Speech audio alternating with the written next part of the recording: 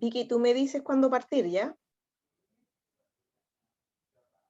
Dale, dale, esperemos unos minutitos, que se vaya uniendo todo el mundo y arrancamos. Sí, sí.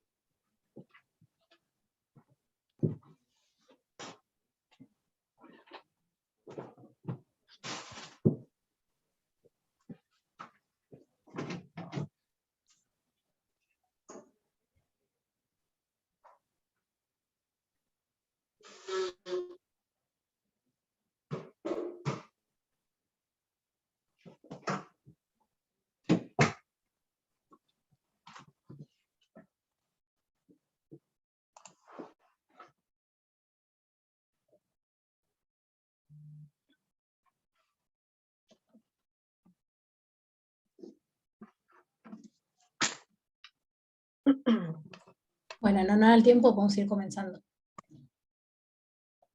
Perfecto, gracias. Hola a todos.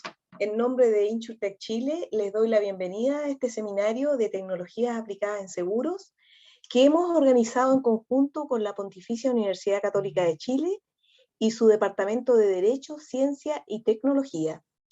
Esto en el contexto de nuestra alianza para promover y desarrollar conocimiento, tanto para la industria aseguradora como para los emprendedores y la sociedad en general. Hoy nos corresponde presentar el segundo módulo de 5 y hablaremos sobre inteligencia artificial.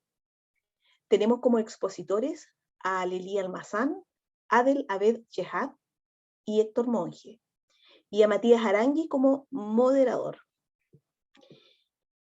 Hablaremos de inteligencia artificial, qué es, cómo funciona y casos reales en la industria aseguradora, tanto en vida como en generales. También quisiera recordarles que al final del quinto módulo sortearemos un Oculus Quest 2 entre quienes hayan participado en todos los módulos y que hayan contestado un pequeño quiz de 2 o 3 preguntas al final de cada uno. No es necesario tener las respuestas correctas, solo basta con participar. Según el programa, tenemos contemplado terminar a las 6:30 de la tarde y la idea es dejar unos 20 minutos antes para preguntas y respuestas. Así que los invito a escribir las preguntas en el chat en el transcurso de la conversación. Bueno, sin más preámbulo, les quisiera presentar a nuestro moderador, Matías Aranguis. Él es subdirector del programa de Derecho, Ciencia y Tecnología de la Pontificia Universidad Católica de Chile, es abogado de la misma universidad, posee un magíster en finanzas y es candidato a doctor. También es profesor de las cátedras de Inteligencia Artificial y Derecho, Protección de Datos Personales, Ciberguerra y Ciberterrorismo. Tiene a cargo la dirección del Diplomado en Derecho e Inteligencia Artificial y es también coordinador del Diplomado en Protección de Datos Personales. Dicho lo anterior, damos por iniciado el segundo módulo de nuestro seminario, presentándole a nuestros invitados. Tenemos a Aleli Almazán. Ella es co-founder and CTO de Lisa InsurTech. Ella posee una maestría en ciencias en diseño y gestión de sistemas del Massachusetts Institute of Technology. Tiene un bachillerato en ciencias en ingeniería mecatrónica del Instituto Tecnológico de Monterrey, el Eastern College.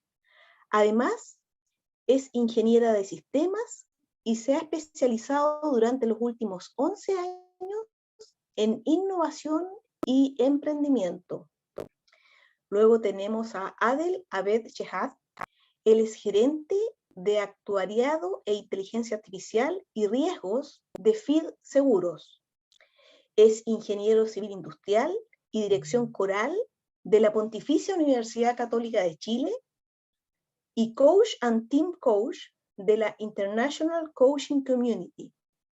Se incorpora al mundo de los seguros en el año 2010, pasando por las áreas de finanzas en control de gestión, luego por el área de negocios, específicamente en suscripción de vehículos, para finalmente liderar el área actuarial, donde logra implementar el sistema Real-Time Scoring para optimización de pricing en un mercado tradicional.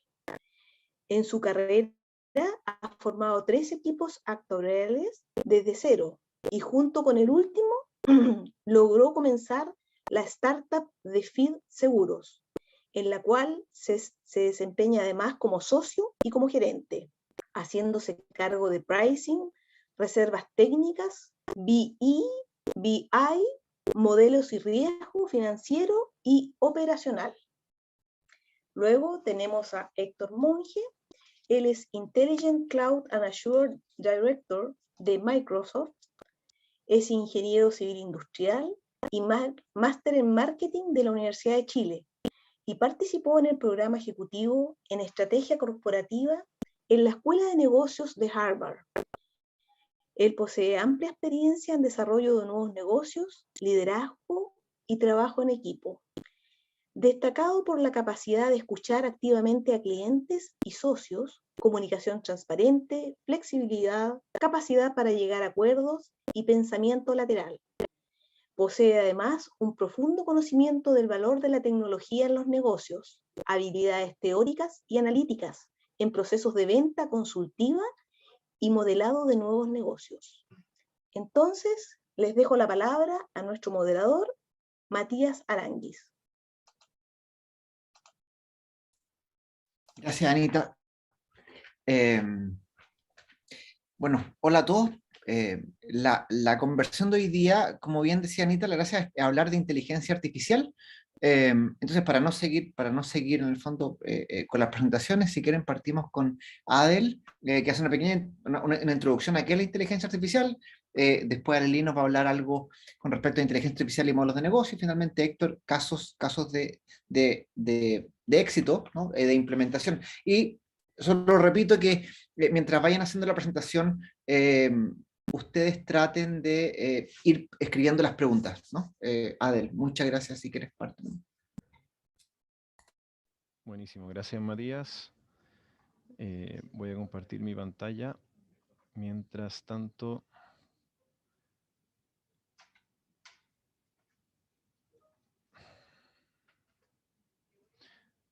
les voy declarando que para mí es un honor estar acá y agradezco mucho la invitación.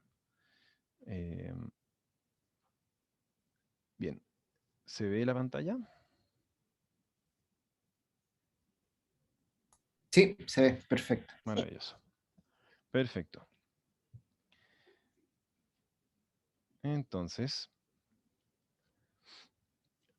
se me encomendó la difícil tarea de definir qué es la inteligencia artificial y luego algunas aplicaciones en seguros generales. Como comentaron recién, yo estoy hoy día en una startup que tiene 2 añitos y medio en el mercado. Gracias a Dios no nos ha ido mal, llevamos ya casi un 2% del mercado y muy orgulloso también de de haber partido un proyecto desde cero y que tenga muchos procesos que utilizan modelamiento matemático, estadístico y finalmente inteligencia artificial en los procesos que estamos llevando hoy día. Entonces, vamos con esta definición. Lo primero que uno hace, ¿cierto? Es visitar Google. ¿Qué nos dice Google de inteligencia artificial? Y esto es una lata, pero a mí me dio un poco de risa cuando vemos que Google cita a Wikipedia diciendo que la inteligencia artificial demostrada por las máquinas se oponen un poco a la inteligencia natural de los animales y de los humanos. Bueno, la definición. Después dice, la inteligencia artificial es la combinación de algoritmos planteados con el propósito de crear máquinas que presenten la misma capacidad que el ser humano. Ok. Última. dice, en su forma más simple, es el intento de imitar la inteligencia humana usando robots, así como medio apocalíptico, Terminator. Bueno, para entender un poco cómo se acuñó este término, vamos a tener que volver un poquito al pasado, unos 2400 años antes de Cristo. No, mentira, nunca tanto. Pero aquí lo que podemos ver es que hay una curva explosiva respecto a la cantidad de inventos, ¿cierto?, tecnológicos en un periodo muy, muy corto, si vemos la historia de la humanidad. Esto es lo que se llama tecnología exponencial, ¿sí? Uno ve la curva de la cantidad de inventos en un periodo de tiempo muy acotado. Y al hacer doble clic en esa explosión, podemos ver que la inteligencia artificial existe hace mucho tiempo. De hecho, el término inteligencia artificial fue acuñado formalmente en 1956. ¿Ya? El tema es que no estaba tan democratizado como hoy en día, dado por el acceso masivo al poder de procesamiento que era impensable hace unos años atrás. O sea, en el fondo, eh, existían ya redes neuronales y varias técnicas estadísticas que no se podían, no los podían correr en cualquier parte, necesitaba edificios de procesadores para poder echar a correr un algoritmo simple, digamos. Es difícil hacer proyecciones exponenciales, porque el pensamiento humano o intuitivo es más bien lineal, ¿sí? Entonces, hace unos años atrás se proyectaba que en el 2023 se iba a poder sobrepasar la capacidad del cerebro humano y que en el 2045 eh, se iba a poder sobrepasar el poder del cerebro de toda la humanidad, ¿ya? Lo cual suena increíble, ¿no? Eh, Hoy en día, eh, todos dicen que usan inteligencia artificial en sus negocios. Ayer, de hecho, estaba hablando con un amigo que me decía que él usaba inteligencia artificial en su emprendimiento. Y conversé con él un par de minutos y resulta que él estaba ocupando un bot que conversaba por WhatsApp. Entonces, para mucha gente, la inteligencia artificial es un chatbot, ¿sí? Lo cual también no deja de llamar la atención. Em, y además que el término inteligencia artificial suena muy sexy, ¿no? De hecho, si no fuera por el término tan sexy que suena, ¿ustedes creen que me habrían invitado a esta exposición? Yo creo que no. Mi rango de gerente en una empresa tradicional de seguros se llama gerente de estudios actuariales, estadísticos y matemáticos. O sea, con ese título aquí a mí no me invitan. Bueno, ¿cómo llega la inteligencia artificial al mundo de los seguros? La verdad es que siempre estuvo, ¿ya?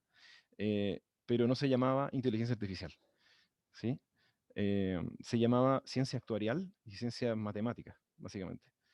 Eso es lo que le cambiaron el nombre, porque inteligencia artificial es mucho más sexy.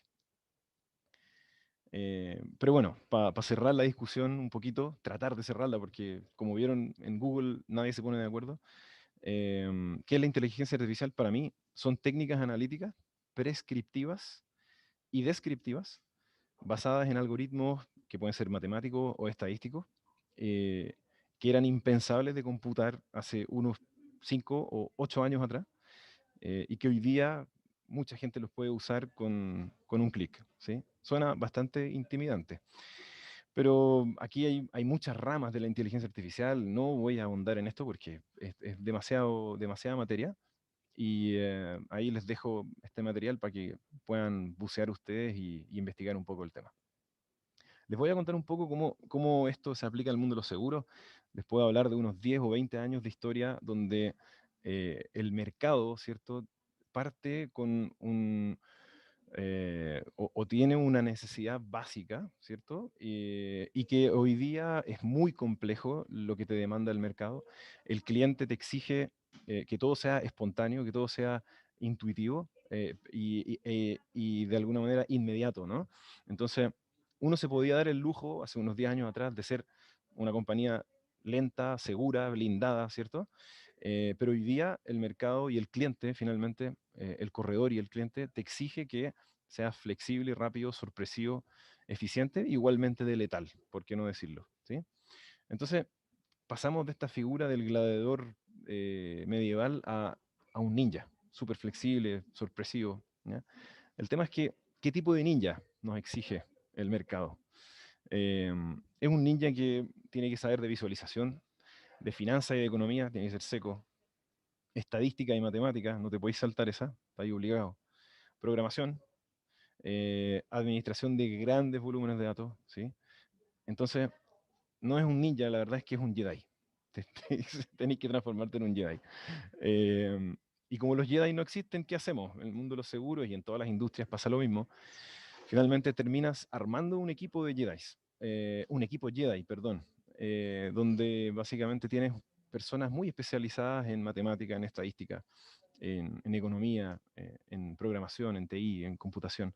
Y uno de los desafíos culturales que esto conlleva, ¿cierto? De hecho, gran parte de mi rol es estar liderando gente que sabe mucho de su área y que tienen que levantar la cabeza y conversar con sus pares para poder sacar la sinergia que necesitamos sacarle al equipo y poder brindarle a la compañía y a nuestros clientes un servicio de excelencia, ¿no?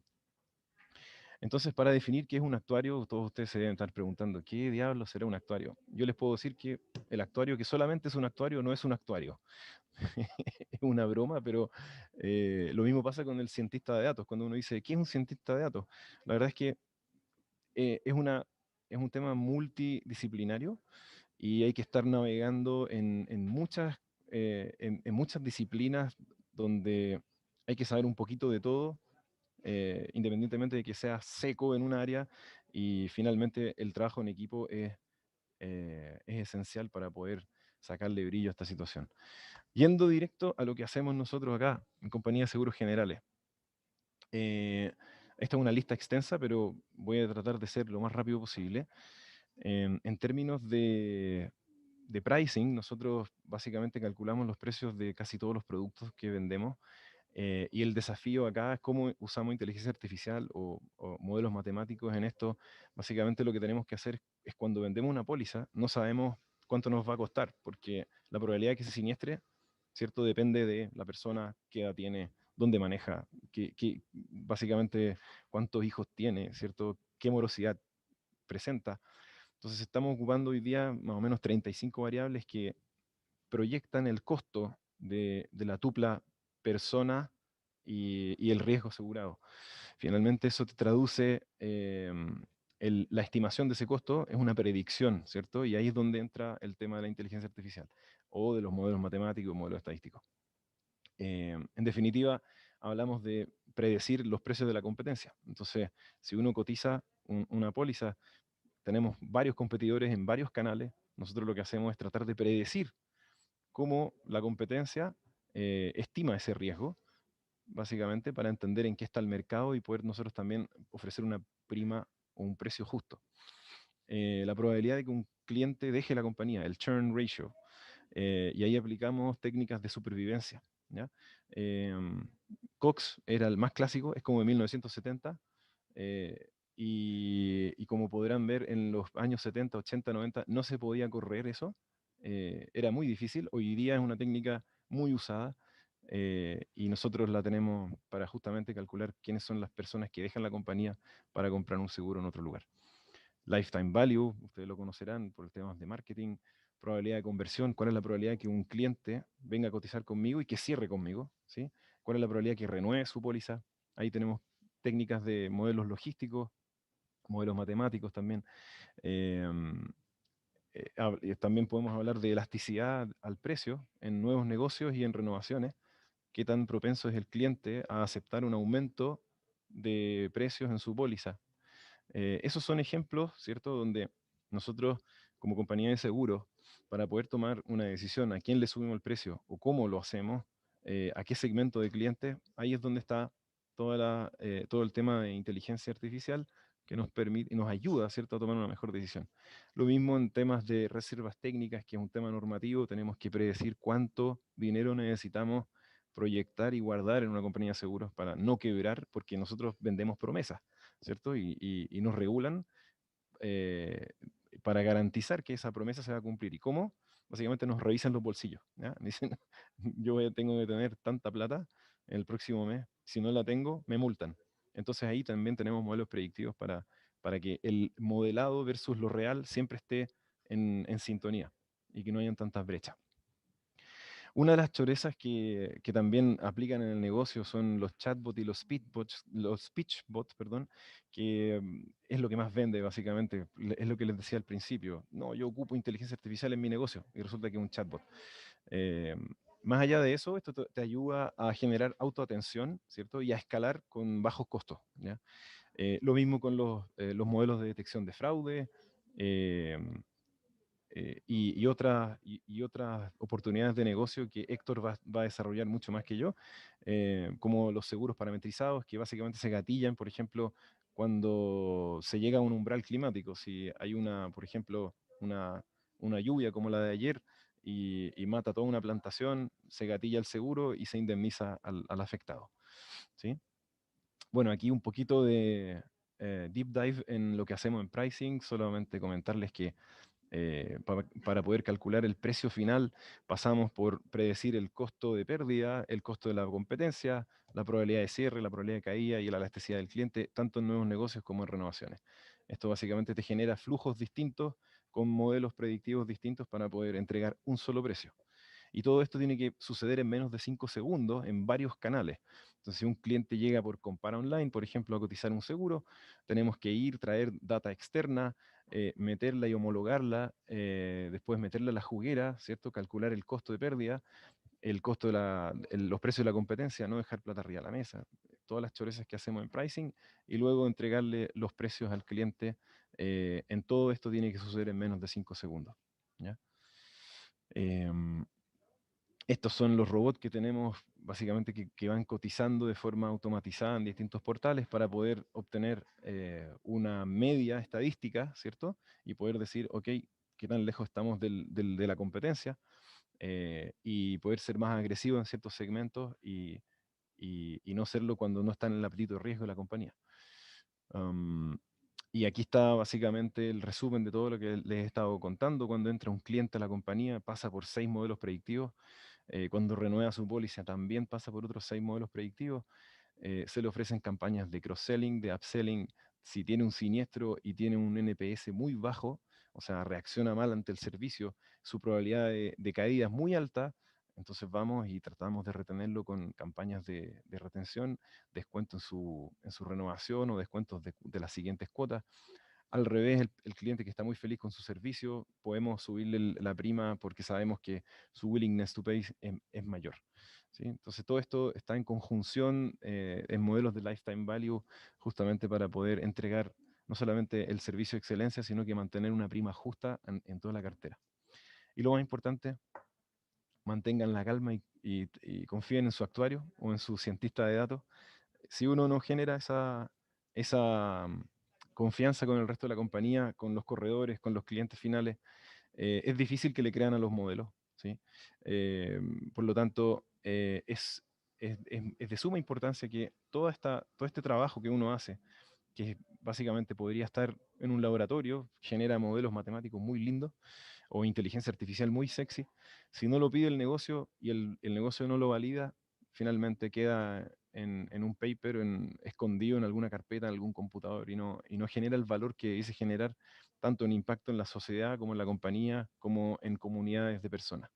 Em, entonces, es de suma importancia meter al negocio en el proceso, ¿cierto?, que genera la inteligencia artificial, y que sea una solución para esas problemáticas, ¿cierto?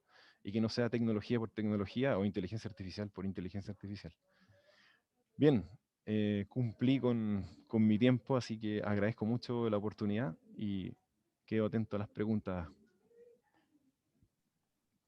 Muchas gracias, Adel. Y hay un par de preguntas eh, que tengo anotadas, pero muy buenas, muy buenas los memes que pusiste. De hecho, me voy a colgar después del último meme para hacerte una pregunta y saltar a cosas más complicadas. Muchas gracias. Si Buenísimo. quieres, Aleli, vamos con tu presentación.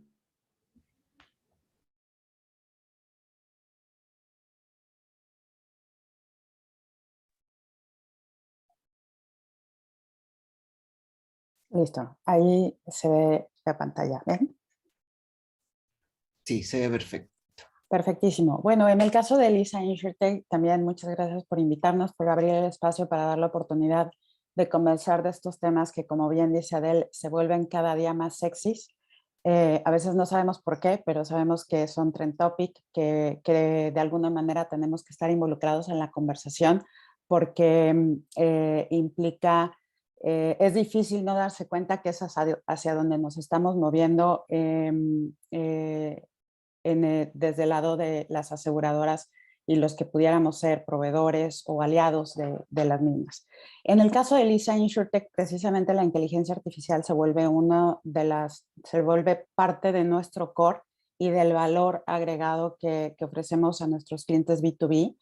Y es esta transición entre el guerrero y el ninja que hoy que describía de él, y hoy las aseguradoras, yo creo que todas están buscando esa migración de cambiar de ese guerrero robusto y pesado a ese ninja súper ágil.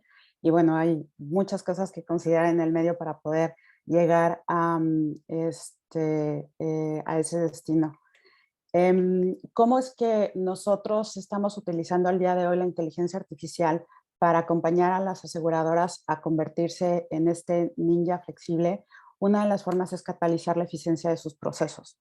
Esta parte de lo robusto que era antes una empresa aseguradora y que ahora necesita quitarse mucho peso, mucho de ese peso a veces coincide o radica en los procesos establecidos que vienen de una percepción del riesgo y también de de una industria fuertemente regulada que obliga a construir procesos complejos, muy detallados, muy específicos y también llenos de data, que finalmente la inteligencia artificial, todos los tipos de inteligencia artificial que se van manejando, su principal producto o su principal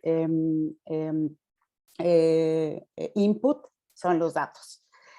Así es que en el caso de Elisa nosotros nos enfocamos en el procesamiento de esos datos que vienen desde la parte del ingreso. Es decir, venimos desde procesos, seguramente muchos todavía se identificarán porque sigue siendo el caso, aun cuando ya estamos en una época de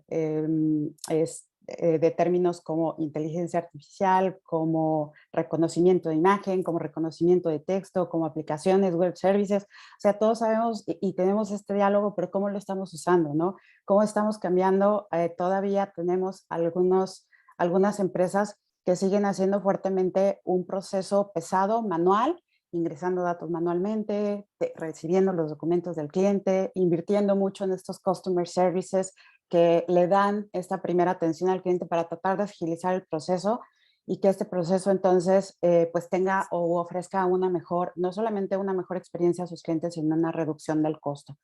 Nosotros en el caso de la inteligencia artificial, no solamente un tipo de inteligencia artificial, sino cómo la vamos a mezclar, cómo la vamos a combinar y vamos a buscar la potencia que existe en un procesamiento natural del lenguaje con un reconocimiento de texto o con un reconocimiento de imagen y cómo vamos a utilizar esa combinación con un modelo matemático detrás que nos permita eficientar el proceso que actualmente la compañía está ejecutando o ha venido ejecutando hacia un proceso mucho más ligero, mucho más rápido, también mucho más ágil. En el caso, por ejemplo, del reconocimiento que hacemos nosotros de documentación, es toda esta documentación que antes se ingresaba y se validaba dato por dato y se bajaba o se capturaba en un sistema para poder después analizarla, revisarla y alimentar la base de datos, que esa es una de las cosas que a veces representa un reto importante para las empresas. ¿Qué tan buena calidad de datos tengo en mi base de datos que me permita utilizar inteligencia artificial que me dé el resultado que estoy esperando, ¿no? Entonces, en ese caso, ¿por qué no quitar la necesidad de alguien, de una mano humana, de un centro de atención que esté haciendo toda esta captura de datos si nosotros con inteligencia artificial tenemos la capacidad, de reconocer cuáles son los datos que tú necesitas, reconocer incluso la documentación que está viniendo y clasificarla? ¿Qué información, qué documentación es relevante? De esa documentación relevante, ¿qué información tengo que recuperar? ¿Cuál es el dato? y entonces alimentar mis bases de datos de la manera más eficiente y también con una buena calidad del dato, sin typos, sin diferencias en el cliente se llama Juan, pero de este lado se llama Juan Manuel y no es el mismo cliente. Ese tipo de pequeños detalles que suceden, la inteligencia artificial viene a resolverlos de manera muy eficiente. Eso en el caso solamente, por ejemplo, si hablamos de procesamiento natural del lenguaje, de reconocimiento de texto, la combinación de los mismos permite llevar procesos que pudieran haber tomado días a unas cuantas horas, como mencionaba Adela, a veces segundos, ¿no? Tienes un resultado de un análisis de información muy variada y muy pesada que te va a ayudar a tomar mejores decisiones. ¿Qué significa esto? Es esta transición en donde yo recibo un documento que antes tenía que revisar, tenía que evaluar y tenía que descargar toda esa información para entonces poder usarla y poder tomar una decisión, un resultado, hacer un cálculo matemático. Esto la inteligencia artificial lo facilita de manera hasta llegar incluso en un 97.8% de éxito para los documentos digitalizados. Allí hay un poco de reto, ahora voy a llegar a eso, pero esta eficiencia al final es valor agregado para las empresas en el uso de sus recursos y también en el servicio que presta a sus clientes.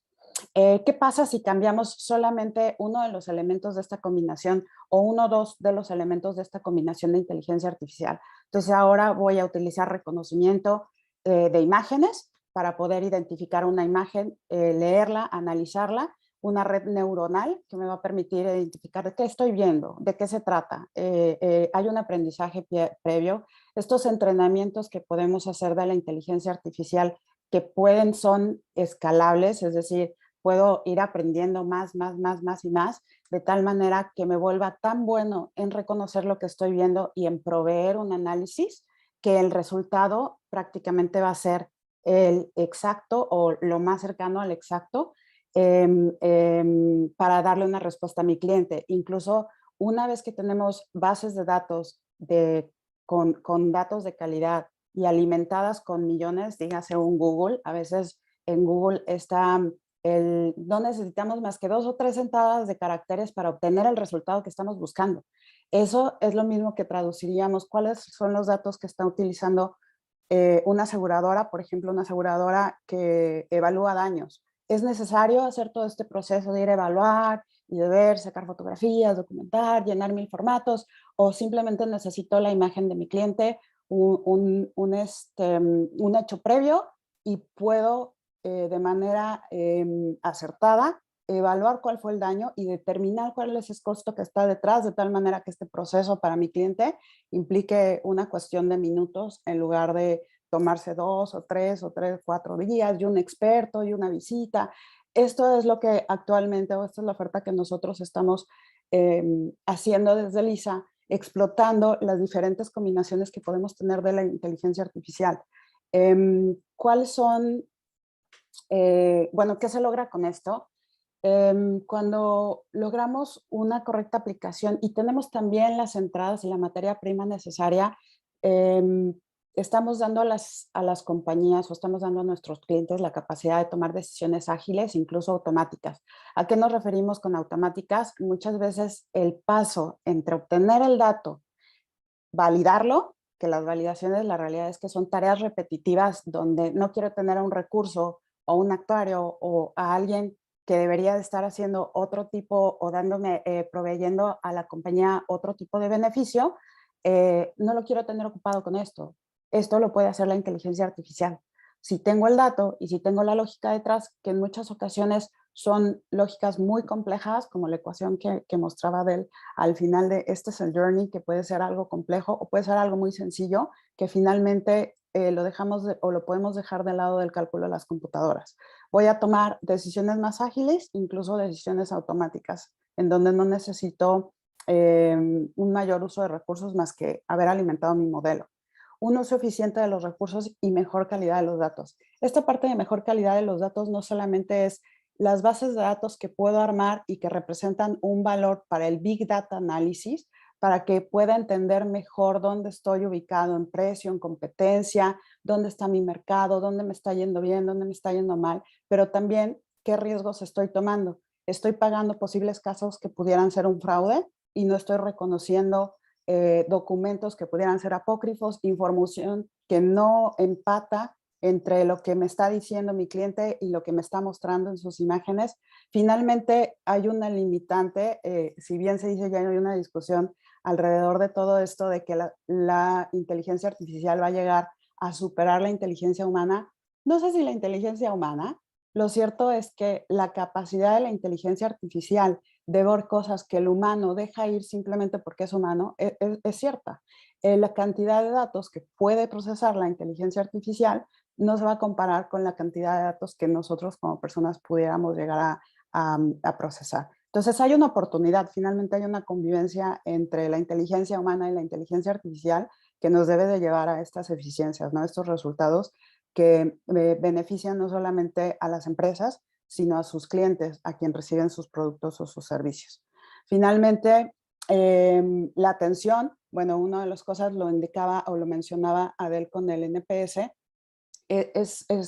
todas estas métricas de conocer cómo está mi cliente con mi producto, cómo lo estoy haciendo, si me prefiere o prefiere irse con alguien más, es también manejo de los datos. Entre más calidad tengas en tus datos, entre más datos pudieras estar almacenando, entonces los análisis de los mismos te van a proporcionar información más acertada para que puedas tomar las decisiones correctas.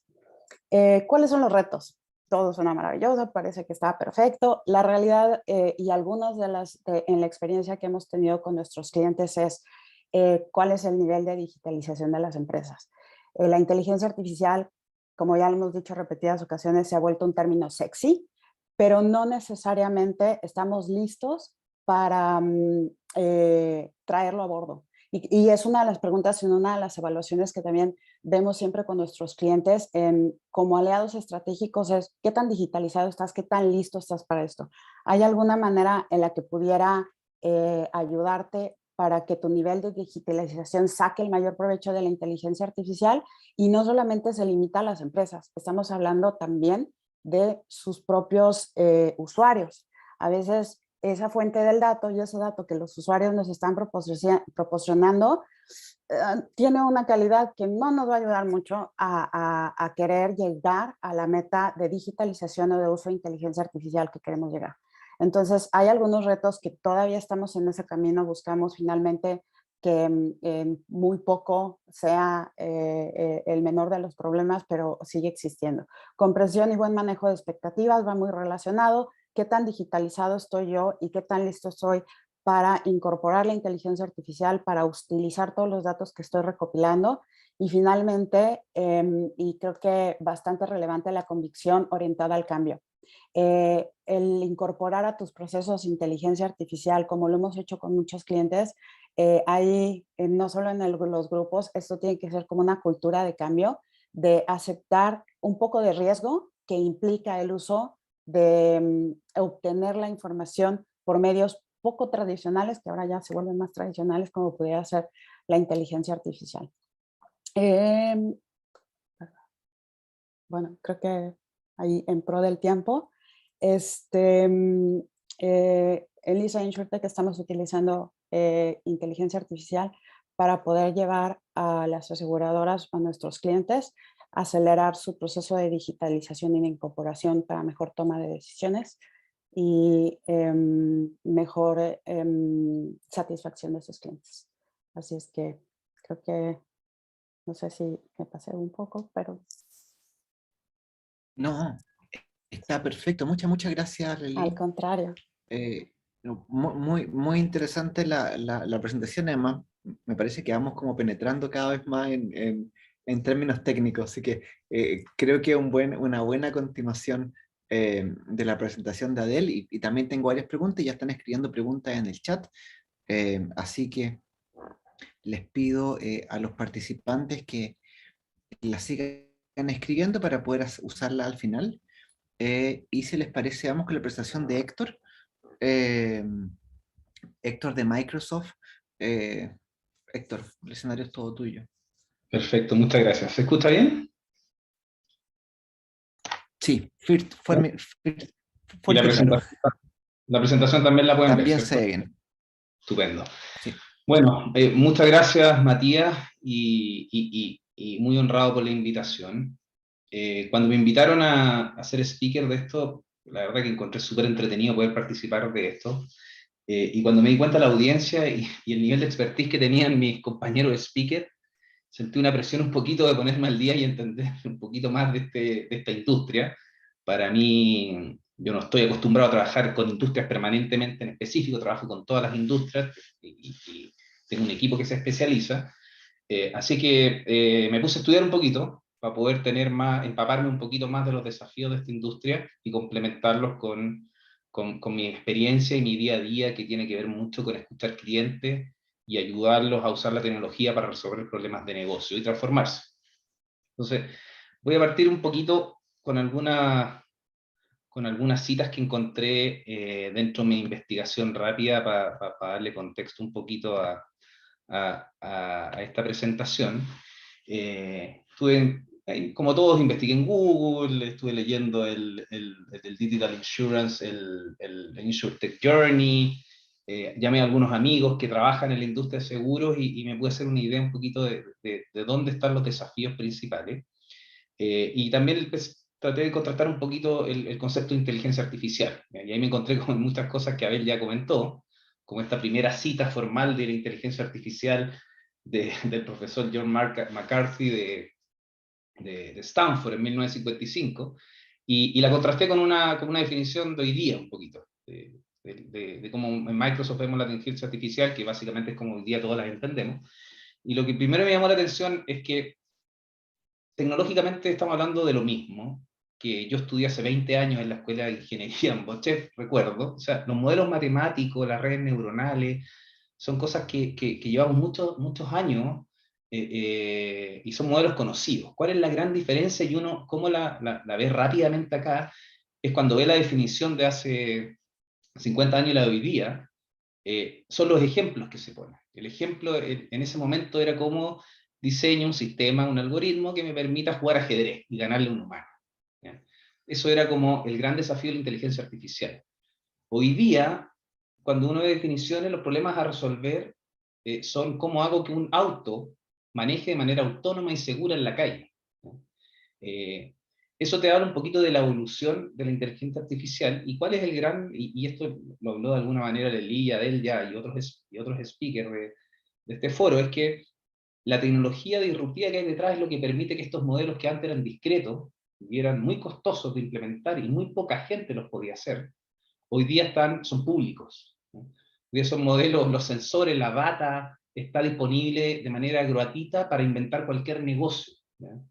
Y el uso de la tecnología también se ha democratizado muchísimo. La cantidad de sensores, las redes 5G, hay condiciones que son únicas que hacen que estos modelos que antiguamente eran discretos hoy día los puede explotar la gente en su casa con una suscripción a una nube y hacerlo escalar desde una solución para el barrio hasta una solución global. Para mí esa es la gran revolución de la inteligencia artificial, la que engloba, y bueno, ahí abajo a la derecha pueden ver que inteligencia artificial es muy sexy, tiene muchas definiciones y engloba muchos conceptos. Puede ser un concepto muy complejo de explicar, pero puede ser algo muy sencillo también. Por otro lado, vi una definición de startup de InsurTech que me gustó bastante, que es la que hace el InsurTech Journey, que habla de que básicamente el startup de seguro es una startup de tecnología que innova la cadena de valor del seguro y su periferia. Y me llamó harto la atención de esto y lo conecto con algunos otros findings que logré en esta investigación un poquito y ponerme al día de lo que está pasando con esta industria. Y tomé seis snapshots que encontré en distintos lugares bien actualizados de cosas que explican un poquito, que a mí me sirvieron mucho para entender dónde estamos parados. Y les pido disculpas si esto es muy familiar para la audiencia, y ya que ustedes viven en esta industria, pero paso rápido para hacer una intro, y ya voy a llegar a los casos de uso que me toca mostrarles, que es la parte más pragmática de esto. Pero básicamente me da la atención tres cosas. Primero, la explosión que tuvo el 2021, el nivel de funding que tuvo el modelo de InsurTech. O sea, todo lo que se había invertido en la historia se duplicó en un año, que fue el 2021 en InsurTech en Latinoamérica. Y después, si vemos dónde cayó esos funding, dónde invirtieron estos fondos de inversiones de InsurTech, nos damos cuenta que en Chile tenemos una participación muy grande, pero de prácticamente el 90% concentrado en un gran startup que es un orgullo nacional, pero está muy poco distribuida. Es una linda señal, pero una señal de preocupación también de que esto puede ser también una golondriz, y creo que es un warning para la industria y para el país también interesante. Y lo otro es la participación que tiene Brasil. Y de ahí les voy a contar lo que descubrí dentro de lo que estuve leyendo que está haciendo Brasil, que nos puede ayudar como país también a abrir nuevas vías de crecimiento de este negocio. Bueno, ahí pueden ver, nosotros somos básicamente el 10% del negocio de InsurTech en LATAM, con 45 empresas, y algo que encontré muy interesante, dentro de las 3 dimensiones de InsurTech, que se podrían calificar como un InsurTech que genera un nuevo modelo de negocio, como Betterfly con los Embedded Insurance, un mundo menos innovador en el sentido de que no está inventando un nuevo negocio, que es el mundo de la distribución, y finalmente los intermediarios, nos distribuimos como el promedio se distribuye en los países de la TAM. De nuestros nuevos InsurTech, el 9% genera un nuevo modelo de negocio versus un 13% que es para Latinoamérica, y así en el resto de las 2 dimensiones estamos muy parecidos a un país de la TAM cualquiera. Y algo que encontré muy interesante es que si bien hubo un boom en el 2021 de fondos de inversiones invirtiendo fuertemente en InsurTech, también hubo un boom en la desvalorización de las empresas que capitalizan en el mundo de InsurTech. Y ahí se genera un concepto que le llaman la sanitización de las InsurTech. En positivo, ¿qué es?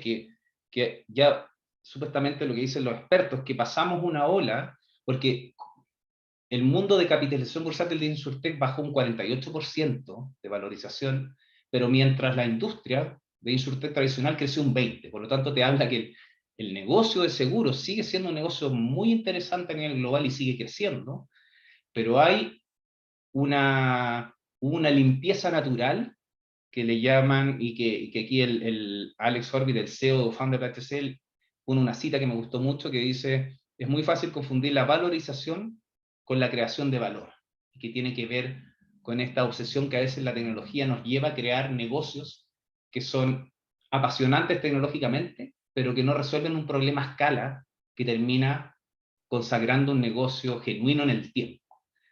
Esta explosión de tener tantos assets para crear, también hay que bajarlo a la realidad, y ese es el llamado a atención que hacen un poquito, es decir, no basta con crear cosas innovadoras si no se visualiza el resolver un problema que perdure en el tiempo, que haga que estas empresas que nazcan, crezcan y no mueran en el camino. Esos fueron los principales hallazgos que yo encontré en nivel contextual, y creo que me sirvieron mucho a mí, y ojalá les sirvan a ustedes también, para poder conectar el problema de negocio y lo que pasa en esta industria con cuáles son, desde la tecnología, cómo podemos contribuir, ¿no? Y ahora les voy a hablar un poquito de la visión de Microsoft, de lo que nos toca a nosotros conversar con los clientes, y cuál es el punto de vista de una empresa tecnológica en el mundo de la industria de InsurTech como nosotros. Y lo primero que me encontré es que nuestra gente de industria a nivel global llega a la conclusión que hay 10 grandes ejes en la transformación digital de una empresa seguro que están en el top of mind de los ejecutivos globales de esta industria. Y que obedecen mucho a lo que acabamos de ver y presentó Adele y Ashley que están haciendo en el día a día. Y por citar alguno, el cómo de alguna manera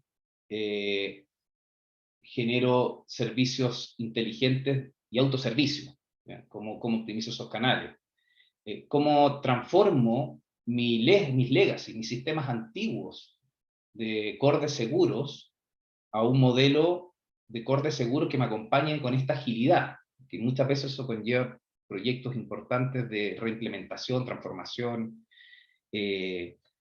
cómo transformo mis interna también, muy clave, cómo traspaso esa tecnología y capacito a mis empleados para que puedan utilizar esta tecnología y crear valor en la cadena. Y si se fijan, de estas 10, la mayoría apuntan a cómo transformo el negocio, cómo creo negocios y cómo transformo mi empresa desde usando la tecnología como el driver de transformación. Entendiendo esto un poquito desde el mundo de la tecnología, nosotros vemos 4 dimensiones que cualquier proveedor grande de tecnología a escala puede contribuir al mundo de aseguradora, donde la tecnología se hace determinante, ¿no? Por un lado, la personalización de las pólizas y el underwriting process, para hacerlo de alguna manera digital y sin fricción. Cómo podemos ayudar a mejorar el modelo de riesgo de las compañías, habilitándole con tecnología que permita procesar grandes volúmenes de data a costos que sean elásticos y con tecnologías fáciles de usar y que se paguen por uso, evitando grandes inversiones de CAPEX y convirtiendo el modelo de consumo de tecnología en un modelo as a service y que lo pueda explotar una startup muy pequeño desde una compañía global, accediendo a la misma tecnología. ¿Cómo ayudamos a las grandes empresas a que se transforme su negocio tradicional? Básicamente, cómo transforma sus core de seguros en herramientas que sean digitales, flexibles y ágiles para responder. Y finalmente, cómo transformo desde la tecnología, doy herramientas a los empleados para poder operar en un modelo digital diferente y creando valor en la cadena. Si ordenamos un poquito estos 4 pilares y lo empezamos a aterrizar en desafíos tecnológicos, lo primero que es muy común es que hay un solo eje que es transversal y es habilitador, que tiene que ver con la transformación cultural de las compañías. Las startups, es una dimensión que no es tan compleja porque tienen la gran oportunidad de crear su cultura, pero para el mundo tradicional es un factor muy determinante, ya que si no logran esta transformación, el impacto que logran al final del día es muy bajo. Por lo tanto, el tema de crear una cultura de aprendizaje digital, de cuestionar el modelo de negocio tradicional, es determinante para poder implementar todo el resto de las soluciones que uno necesita para poder transformarse y estar creando valor en este negocio.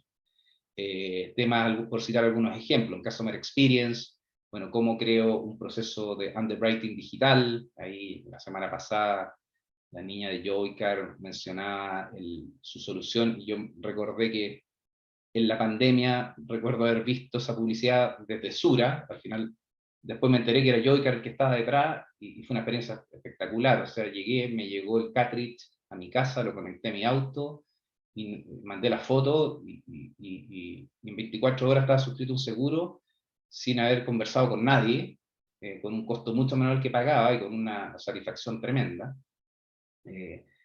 Ahí creo que hay un desafío gigantesco todavía de cómo convertir el underwriting de este modelo de auto extrapolable a muchos modelos de negocio de seguro, donde puedo usar la tecnología para hacer mucho más eficiente este modelo de suscripción, en la segmentación, y bueno, y varias otras cosas relacionadas a un underwriting que sea frictionless y que permita agilidad y capturar buenos clientes y personalizar su experiencia.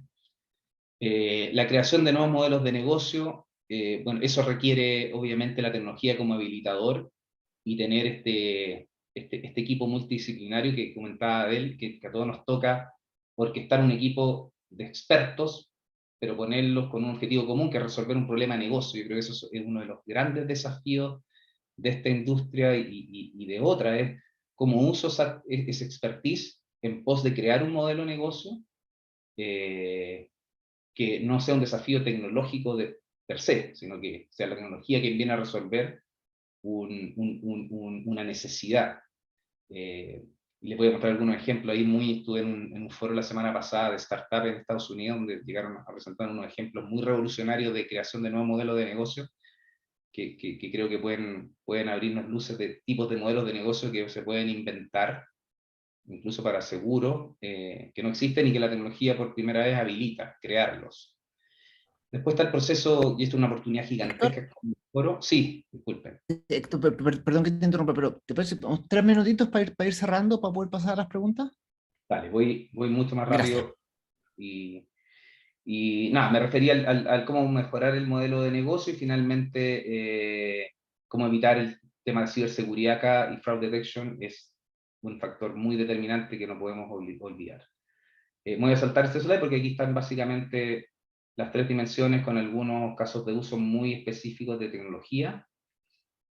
Estos son los 5 principios que Microsoft usamos para poder crear cualquier tecnología con inteligencia artificial y que están presentes en cualquier desarrollo. Que sea un modelo justo, es decir, que no segregue ni estereotipe a la población, que sea muy confiable, que los algoritmos sean transparentes, que uno pueda mirar el algoritmo y que esté disponible para las comunidades, lo puedan mejorar dentro de open source o repositorios públicos, pero que además sean auditables para efectos de no esconder bias, que sean full GDPR compliance y que se adecúen a las normativas. En Chile todavía no tenemos, pero las normativas de privacidad de cada país. Por supuesto que sean accountable, que lo crea tiene que ser responsable de lo que está creando, y que sea tecnología inclusiva, o sea, que no sea tecnología solo para expertos, sino que permita a gente sin conocimiento tecnológico poder usar la inteligencia artificial. Y aquí voy rápido por algunos ejemplos, de ahí les puedo dar más información de cada uno de ellos, pero dado el tiempo voy a pasar rápido y después me puedo enviar información más detallada. Este es un modelo bien interesante que se desarrolló, algo comentó Adel, que básicamente tiene que ver con crear un nuevo seguro. Esta empresa lo que hizo fue básicamente tomar la información que está disponible de todos los vuelos y retrasos y creó un seguro que permitía personalizar el costo del retraso y hacer un underwriting digital al pasajero. O sea, cada vez que viajo, puedo contratar un seguro y el sistema, dado que está constantemente creando y aprendiendo de este modelo con información que está en línea, permite hacer rentable el retraso de los vuelos y además en un proceso que es frictionless. Este es otro modelo bien interesante, esto tiene que ver más que nada con el underwriting y esto se puso, lo que se hizo acá es algo bien sencillo, pero que puede generar todo valor, es un chat, en este caso se puso un chat en Facebook, que toma de comportamiento que es abierta y pública de las personas que están navegando en Internet y en las redes sociales, ponerle el quotator, un cotizador en línea, en base al comportamiento que están teniendo y permitirle hacer la suscripción del seguro a través de una red social. Este otro ejemplo tiene que ver con cómo una empresa usó la información pública que hay de clima para efectos y este lo mencionaron también, para efectos de predecir desastres naturales y poder tomar pólizas con un nivel de accuracy mucho mayor para efectos de generar suscripciones y seguros asociados a catástrofes naturales, para agricultores, terremotos, etcétera, tomando información histórica y predictiva también de fuentes abiertas. Ya mencionaron algo similar, este es un caso de uso de tecnología Big Data para poder tener un modelo de pricing personalizado de pólizas. Este también es underwriting, este es bien interesante porque básicamente tiene que ver con cómo hago un modelo de suscripción de seguros de vida con un modelo que no te obliga a hacer chequeos médicos y emula ese proceso manual con información para poder mejorar las suscripciones en un proceso no presencial, sin necesidad de tener los exámenes médicos de esa persona, sino que cruzando distinta información y correlacionando muchos datos y teniendo una accuracy también muy certero y evitándome, por el ejemplo del auto, que en vez de llevarlo a un lugar y que me lo analicen, de nuevo, desde mi casa con cierta información externa y de primera fuente, lograr este tipo de procesos de underwriting. Este es otro modelo full enfocado en seguros para agricultores, que está basado en la predicción de las condiciones del tiempo. Y este es el modelo que les quería dejar, y con esto termino, este es el último slide. Esto no es una InsurTech, pero quería terminar con esto para mostrarle modelos de negocio que crucé en esta investigación.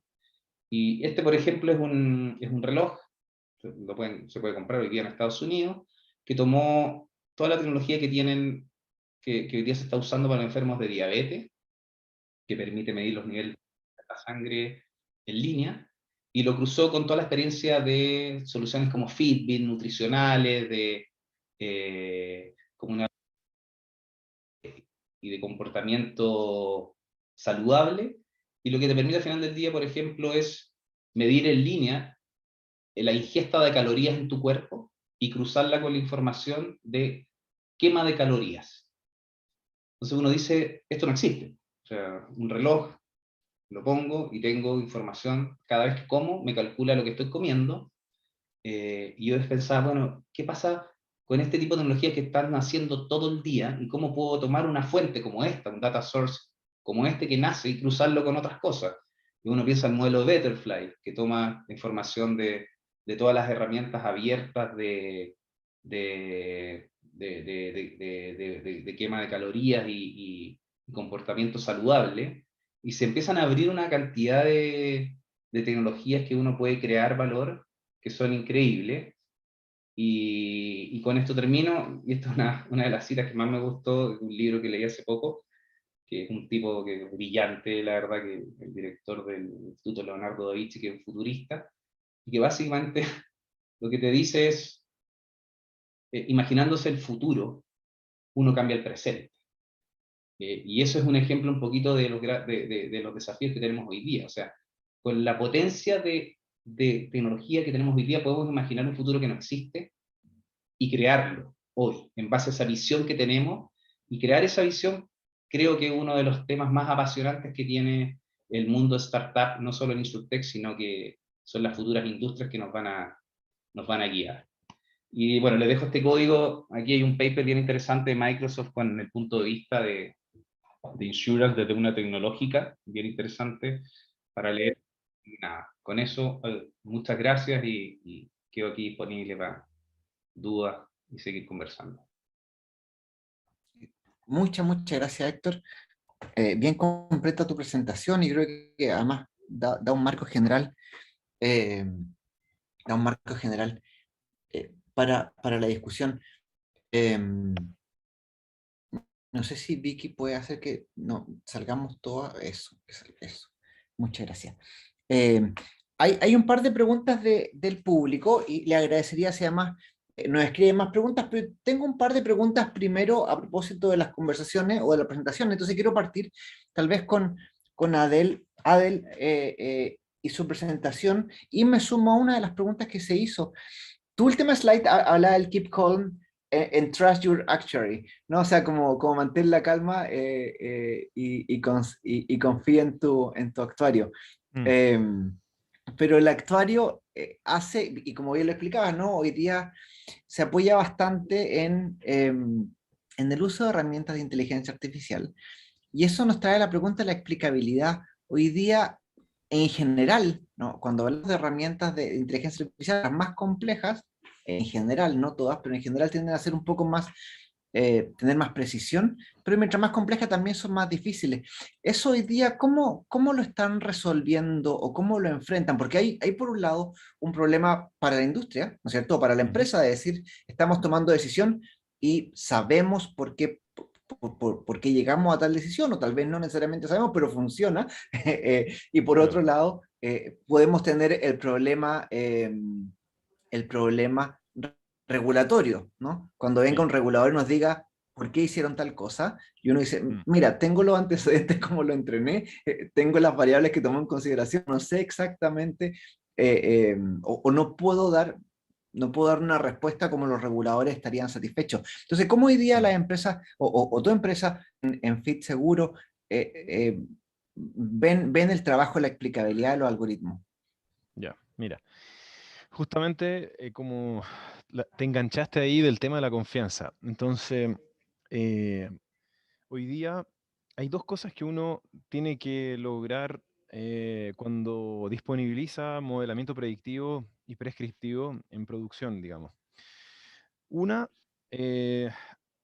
a ver, tú tienes técnicas que son tradicionales, ¿sí? Que básicamente lo que, lo que buscas ahí es saber cuál es tu input, tu set de variables iniciales, que esas set de variables cumplan con todo el tema regulatorio del país donde tú vives, dependiendo de la normativa vigente.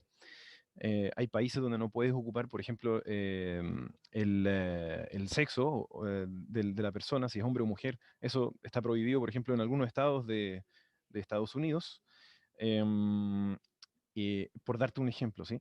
Pero después, cuando tú metes esas variables al modelo y el output que esto genera, entra la discusión con el área comercial o con el área de suscripción o incluso con los corredores que te ayudan a vender, que por qué te está dando esta tarifa, que por qué está yéndote por acá y por qué no por allá, ¿sí? Entonces, cuando tú ocupas técnicas clásicas de modelamiento, puedes llegar a explicar desde dónde parte una variable y qué termina siendo el modelo. Hay otras técnicas que son más modernas, entre comillas modernas, ya vimos que no son tan modernas, ¿sí? Pero que hoy día se están usando más por el tema del poder de procesamiento, que son más difíciles de explicar, ¿sí? Porque básicamente las redes neuronales, por darte un ejemplo de varios, son más difíciles de tener una explicación intuitiva. Lo que hacemos ahí, para no perder la confianza, ¿sí? Con nuestros clientes internos y externos, es mantener un seguimiento de lo modelado contra lo real. Si tú tienes controlada esa brecha y sabes explicarla, eh, después el motivo por el cual un beta o un factor dentro de un modelo te dio 0,5 o 0,6, la verdad es que da lo mismo, ¿ya? Lo importante es que el accuracy de tu modelo esté en línea con lo que tú necesitas, que la brecha entre lo que tú dices que va a suceder y que pasa un mes y miras para atrás y dices, sí, ocurrió lo que dije que iba a pasar, que esa brecha no sea tan grande o que esté dentro de lo que tú esperas, ¿sí? Y es ahí donde empiezas a construir, a seguir construyendo esa confianza, porque si tu modelo dice que vaya a llegar a 10 y en lo real llegaste a 17, te van a mirar y te decir, oye, pero ¿qué está pasando? Y básicamente te tienes que hacer cargo de esa brecha, y una vez que te haces cargo de esa brecha, sigues construyendo esa confianza con tu área de negocio y con los suscriptores, básicamente. Entonces, dependiendo, en resumen, dependiendo de la técnica que usas para implementar modelos, puedes tener una explicación lineal desde la incorporación de la data hasta el resultado final de tu modelo, o puedes tener una caja negra sin entender lo que está pasando y, y básicamente tienes que tener el control tanto en la validación del modelo, no estar sobreajustado, porque eso es súper importante. Sacas un modelo de producción y resulta que está sobreajustado con la información con la cual lo modelaste. Eso tampoco te va a servir para construir un elemento de confianza con el resto de la compañía. Entonces, en ese sentido, tienes que tener esos mecanismos de control para poder estar en línea, ¿sí? Con eso. No sé si contesté tu pregunta, Matías. Una súper buena respuesta. Yo no estaba seguro que iba a ser en esa línea la respuesta, pero gracias por la respuesta. Y me cuelgo de ahí. Algo que fue interesante en las tres presentaciones es que ninguno dijo que la inteligencia artificial viene a imitar la mente humana, lo cual es lo que generalmente se repite en los seminarios. Qué bueno que nadie lo dijo, ¿no? Porque la gente tiende a confundirse que estamos tratando de imitar el cerebro y tenemos un problema basal, ¿no? Que no sabemos cómo funciona el cerebro, por tanto no podemos replicar lo que no sabemos cómo funciona. Eh, y en ese sentido, algo que Lely hizo la referencia, dijo, no hay una inteligencia artificial, ¿no?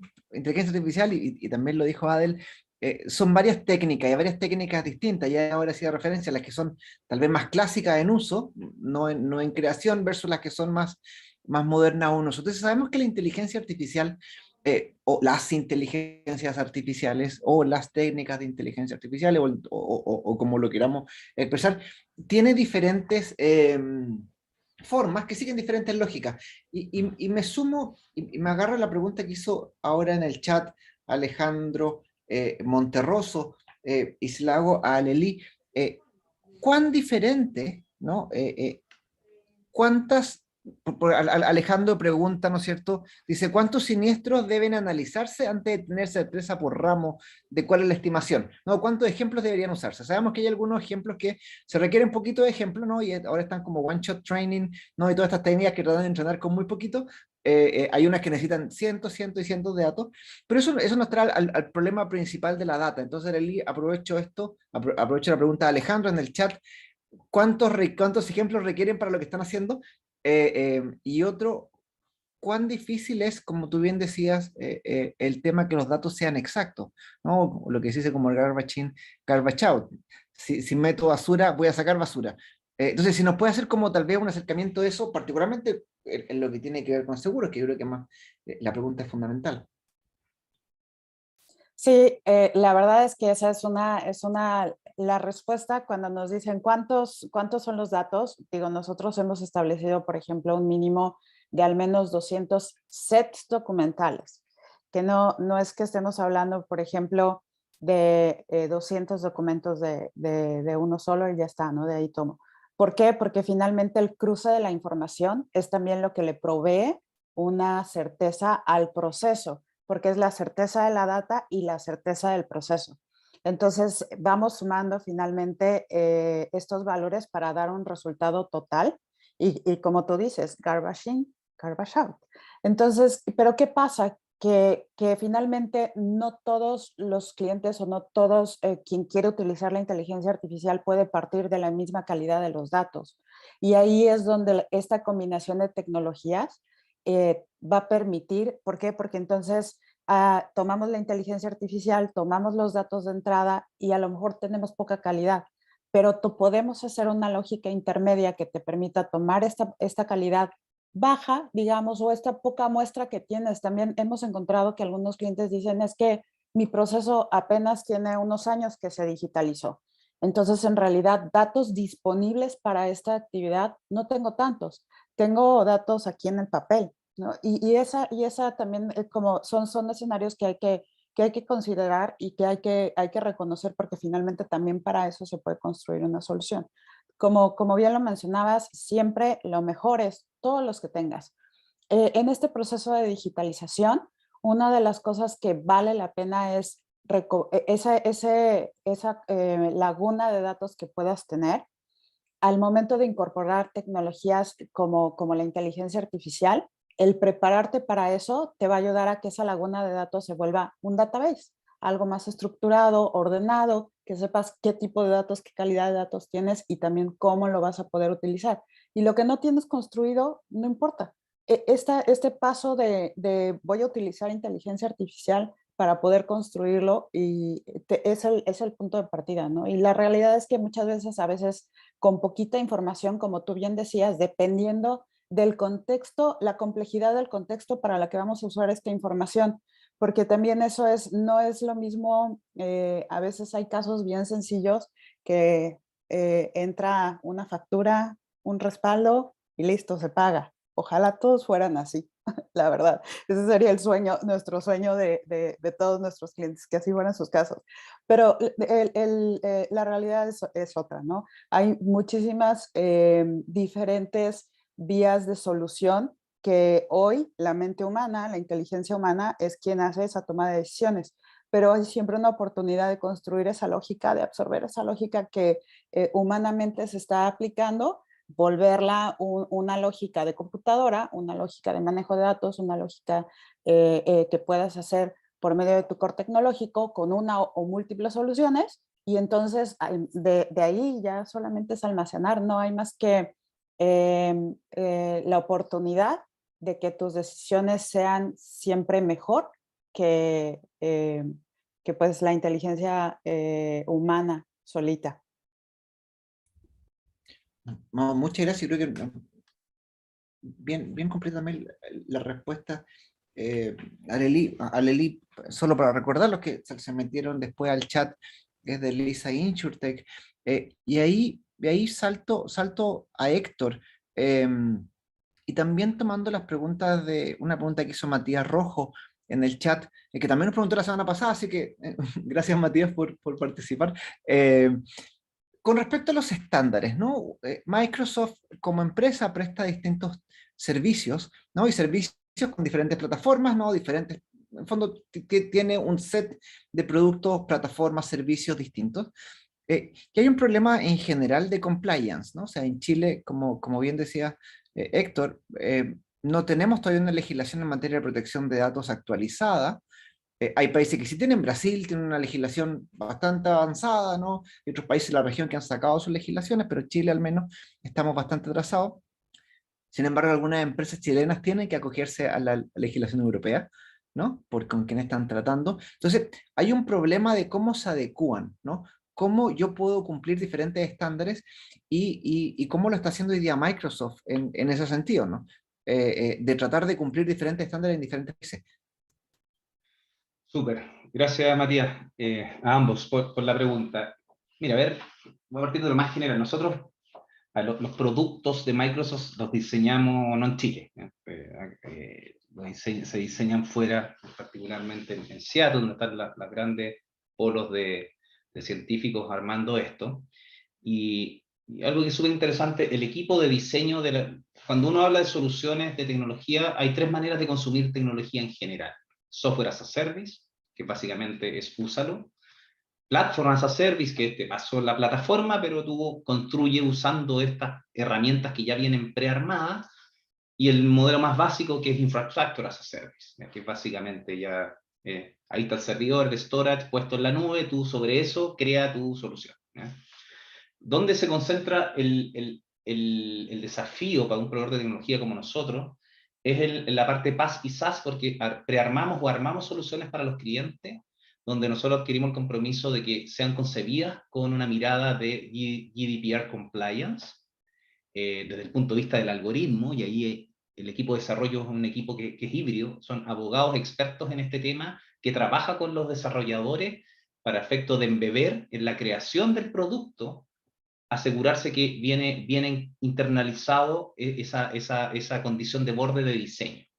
Y obviamente esto evoluciona, por lo tanto un equipo que trabaja básicamente en un Scrum, donde los abogados se transforman en poquito tecnológico y los tecnológicos se transforman en poquito abogados y comparten esa mirada en común para crear productos que incorporen en esa lógica la privacidad, sin perder de vista que tienen que ser productos fáciles de usar, innovadores y combinar ambos mundos. Esa es la manera que creamos. Luego, cuando estos productos ya los lanzamos a nivel global, porque todo lo que creamos es global, se hace una bajada a nivel de si el país tiene o no una ley de privacidad. En el caso de Chile no la tenemos, pero la vamos a tener, pero Brasil tiene una, y otros países de la TAM tienen. Hacemos una localización de ese producto para el país, de manera que el usuario de ese servicio cognitivo, por ejemplo, o de esa funcionalidad SaaS, si lo usa en Chile, esté tranquilo que está ya incorporado dentro del producto, la normativa está embed dentro del producto. Y bueno, y después sacamos toda una serie de guías en la parte más PaaS y SaaS y IaaS, que ayudan a los clientes a crear sus propios productos, teniendo en cuenta estos warnings en el proceso de creación, que son recomendaciones que hacemos, justamente traspasando nuestra propia experiencia a nuestros clientes, porque mucha parte de nuestro negocio es pasarles la caja de herramientas que les permite escalar a los clientes y crear sus propias soluciones, pero acompañada de buenas prácticas de ética, de privacidad, que en el caso de ya hay ética y privacidad y el tema de inclusión, son temas muy, muy, muy estratégicos, a lo mismo que la ciberseguridad, para efecto de crear cosas que sean durables, digamos. Y eso es un poquito, en resumen. Vi que había una pregunta más técnica ahí, relacionada a un producto en específico, pero solo para cerrarlo y no dejarlo ahí. A ver, PureView, lo que citan ahí, claro, es una herramienta de data governance. Propiamente tal, la herramienta se aplica más al segundo concepto que decía. O sea, uno puede crear ese modelo data governance, pero depende del usuario también si quiere o no incorporar información que puede que en este momento no esté en la ley. El ejemplo que decía de él, oye, ojo que hay algunos estados donde el campo sexo no puede estar esto. Bueno, hoy día no existe una ley, por lo tanto las plataformas para Chile vienen más diseñadas de alto nivel GDPR compliance, pero seguro si existe eso va a estar internalizado también en el producto. Muchas gracias. Voy a leer una pregunta que hizo Diego Fernández, que es presidente de InsurTech Chile. dice para Lely, ¿tienen considerado digitalizar el pago del siniestro TAN? Y si puedes contar a Lely, explicar un poquitito y pensar y responder si lo tienen pensado. Perdón, ¿cuál es el siniestro TAN? Diego, no sé si estás por ahí, si puedes. Sí. No sé si era una pregunta como, pensé que el siniestro TAN era algo como También si... puso. También, aclaro. Ah, ¿también? Ya. Ah, Ah, perdón. Eso sí tienen considerado entonces digitalizar el pago del siniestro.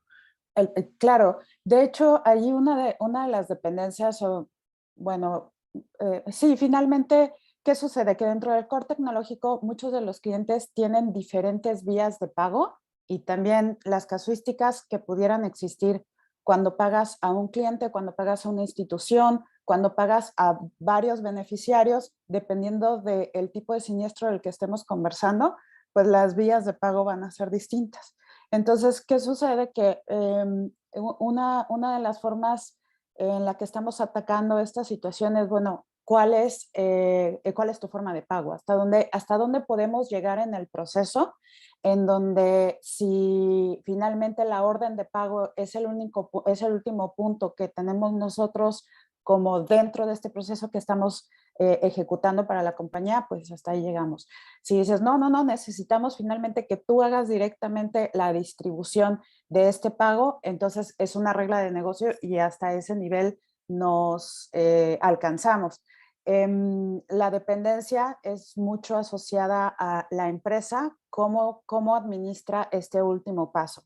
Hay un paso que necesita cubrir, hay un intermediario, en ocasiones también por regulación, y debido a pues, los comprobantes o las comprobaciones que tienen que hacer en el intermedio, que en efecto se esté depositando al beneficiario, o cuando no es el beneficiario, sino es un tercero, que ese tercero esté recibiendo.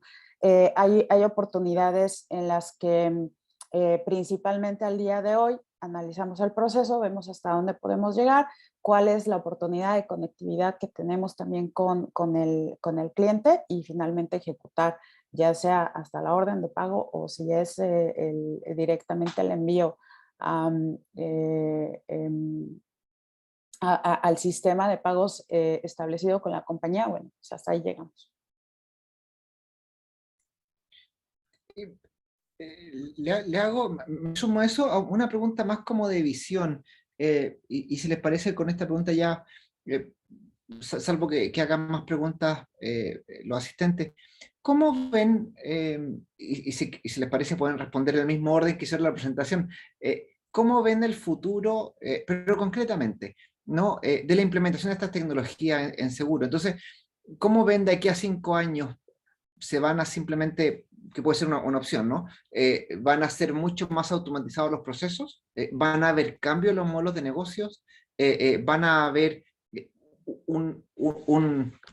una visión completamente nueva de los seguros. ¿Cuál es el nivel de disrupción que la tecnología va a generar, si es que alguna, en los modelos de la aseguradora?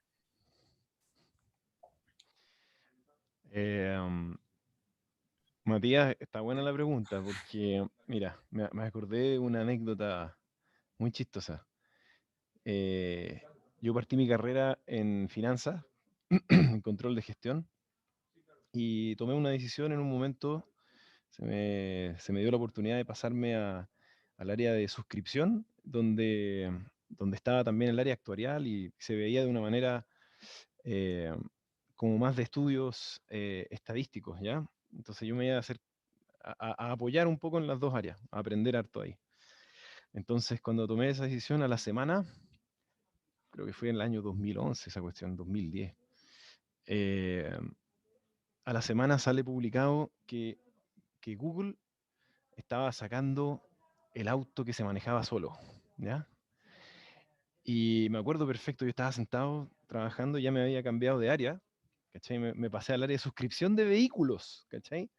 Entonces dije, escuché esa cuestión como de pasillo y me asomo porque en esa época habían cubículos, acá ya no hay cubículos, pero uno estaba en su cubículo y yo me asomé por el mío para ver quién estaba hablando de eso, y habían 3, 4 personas que estaban hablando de la noticia que salió. Y yo dije, oh, sonamos. Me cambié, estuvo mala la decisión de haberme cambiado al área de vehículos, ¿cachai? Porque Google estaba por sacar el auto que se manejaba solo. Esto fue hace 12 años atrás. Entonces yo dije, chuta, y me fui, me acuerdo que me fui para mi casa así como triste, porque, porque me iba a quedar sin pega. Por ahí leí una de las preguntas que estaban en el chat de una persona que dijo, si no sabéis de matemática no te podéis dedicar a esto.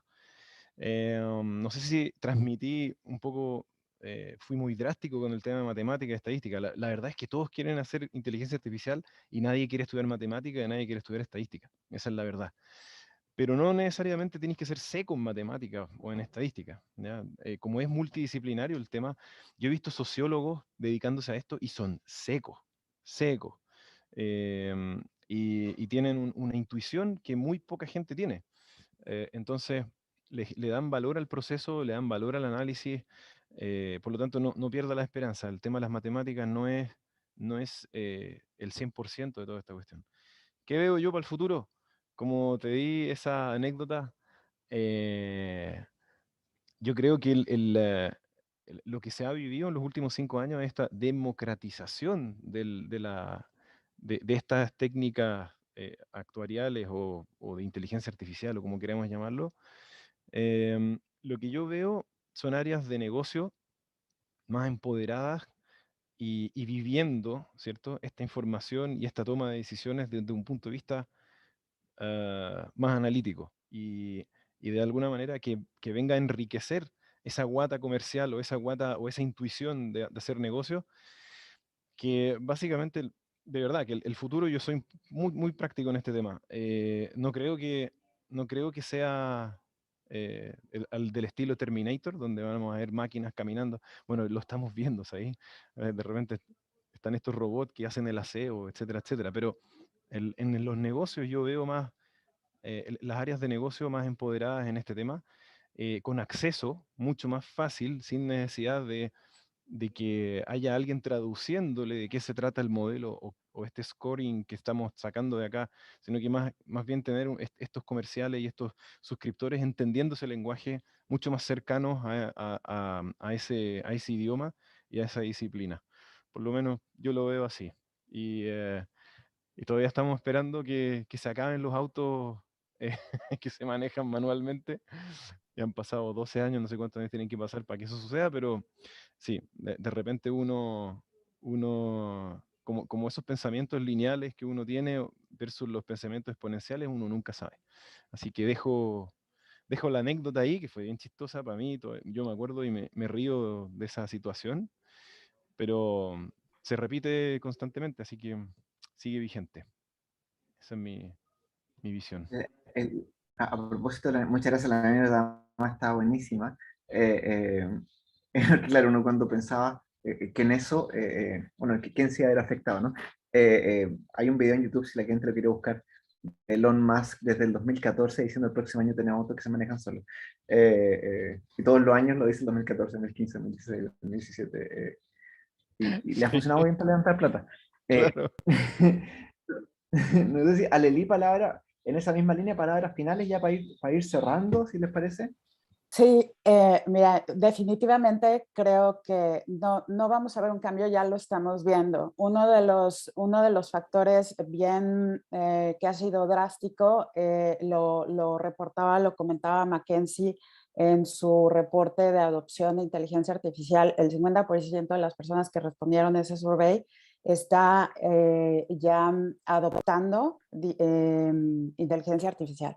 Y esto corresponde, de ese 57%, 45% se digitalizó apenas en el 2020. ¿Por qué? Porque esta pandemia, este COVID, nos obligó a buscar un camino, aunque no nos gustara, que no fuera, no supiéramos, no nada, hacia la digitalización.